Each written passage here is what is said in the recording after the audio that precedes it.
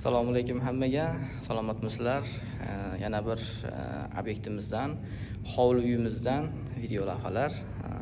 Xudo xolasa bu yerda ishlarimizdan yangicha o'sha hozir hammani og'zida moda bo'layotgan hamma qanaqa bo'ladi, ekonommi deb hamma so'rayotgan o'sha teplovoy nasoslarimizdan foydalangan holatda isitish va sovutishni yo'lga qo'yyapmiz.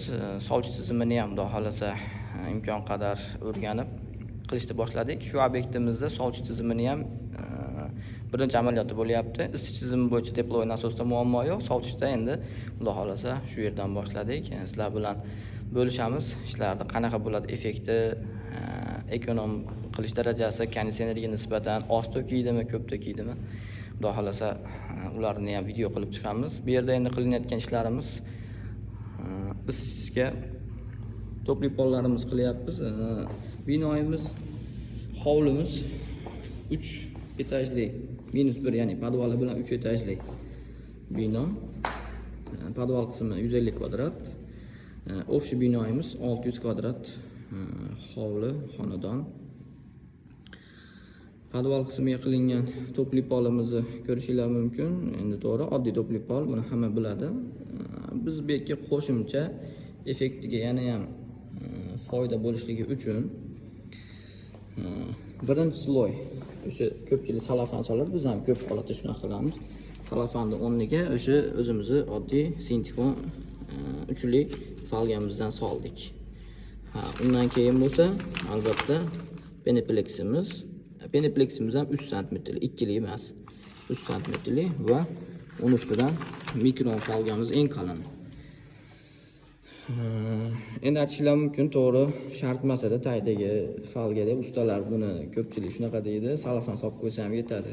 Yo'q, biz hisob-kitob qilsak, pashti salafanning puli bilan bir xil chiqyapti. Anavi mikron folgamizni narxi ham.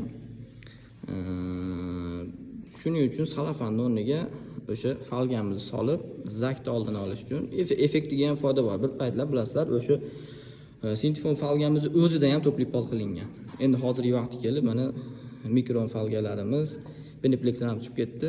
Biz uchalasidan ham foydalandik. Bu maqsad effekt uchun. Bu yer endi podval qismligi uchun zak bo'lishi mumkin, ehtimol shu zakini oldini olish uchun shu darajada qilishni xohladik. Xudo xolasa uydigasiga manfaatli bo'ladi. Bu yerga kattaning xonamizni joylamoqchimiz, podval qismiga o'sha hamma turbalarni yig'ishtirib olib tushib, shu yerda bo'ladi. Teplovoy nasos tepada tom qismida bo'ladi. Birinchi, ikkinchi etajlarida isitishga to'pli pol, sovutishga fan ko'ylarimiz qo'yiladi. Xohlasa podval qismini remontchi akalarga ish ochib berish maqsadida birinchi olib tashlab berdik. Bu ishni birinchi etajimiz. Hozir ikkinchi etajimizda ustakalarimiz beton qo'shishlarni olib borishyapti. Shuning uchun mana bu joydan ozgina suv oqyapti ekan. Bu yer kirish hol qismi. Bu yerda kuxnya bo'ladi. Kattagina kuxnyani razmeri bitta kvartirachalik. Kamida 45 kvadrat chiqadigan kuxnyamiz. Bu yer tambur qismi. Xo'p, bu yerda ichida sanuzellari bilan spalnixonamiz bo'ladi. Bu yerdan ikkinchi etajga chiqib ketiladigan yo'l bo'ladi. Hovlimizning holati mana shu holatda. Ikkinchi, uchinchi etajlari ham bo'ladi. Tepada terrasa, ochiq ayvon bo'ladi. Penthouse tipdan zamonaviy qilib. Yana qilinadigan ishlarimizdan agarot hozirgi tilda landshaft zamonaviy tilda landshaftlarni qilib beramiz.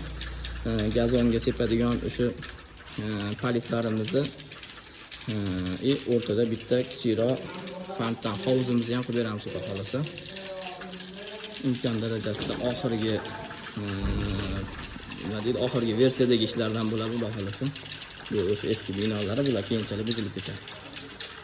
Binoyimiz hozirda qilinayotgan ishlari tashqi kanalizatsiyalarini stoyachkaga tayyorlash uchun chavlab o'tkazib olish ishlari ketilinyapti. Xudo xolasa ularni ham qo'yib boramiz.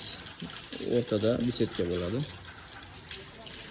Bisetka yonida kichikroq hovuz fontanimiz va atrofda landshaft ichida palifimiz bo'ladi.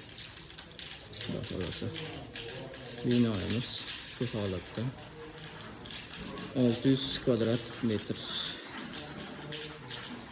Fan qo'yinlarimizni sovutishga ham, isitishga ham moslaymiz. Mana shu joylarga romlari panorama bo'lgani uchun tagiga joylamaymiz.